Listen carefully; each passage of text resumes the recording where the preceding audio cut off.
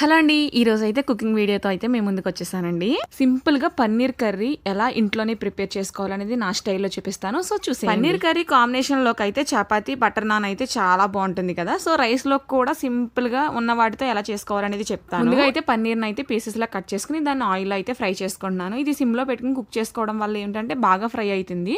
అవి ఫ్రై అయిన తర్వాత నేను వాటర్లో అయితే వేసేసుకుంటున్నాను. నేనైతే ముందుగానే ఆనియన్స్, పచ్చిమిర్చి, టమాటా కట్ చేసుకుని పక్కన అయితే పెట్టేసుకున్నానండి. దాంట్లోకి మసాలాలండి, ధనియాలు, జీలకర్ర, లామ్మొగ్గలు, అలానే దాల్చిన చెక్క, యాలక్కాయలు, అలానే అల్లం వెల్లుల్లి పేస్ట్ కూడా యాడ్ చేసుకోవాలి. మనం ముందుగా పన్నీర్ చేసుకున్న ఆయిల్ ఉంటుంది కదా, దాంట్లోనే ఇవి సగం అంటే ఫుల్గా కుక్ అవ్వక్కర్లేదు, సగం కుక్ అయిన తర్వాత మిక్సీ పట్టేసుకోవాలి. కాస్త మిక్సీ పట్టేసిన తర్వాత మళ్ళీ బాండి పెట్టుకుని దాంట్లో ఆయిల్ అనేది వేసుకోవాలి తగినంత.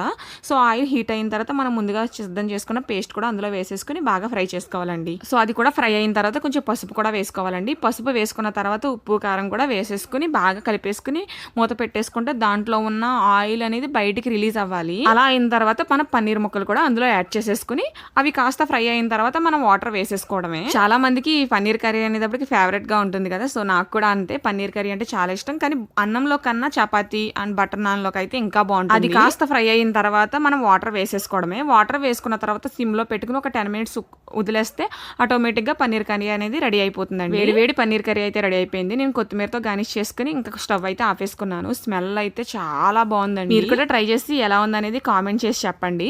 సో ఈ వీడియో నచ్చితే మాత్రం లైక్ చేయండి.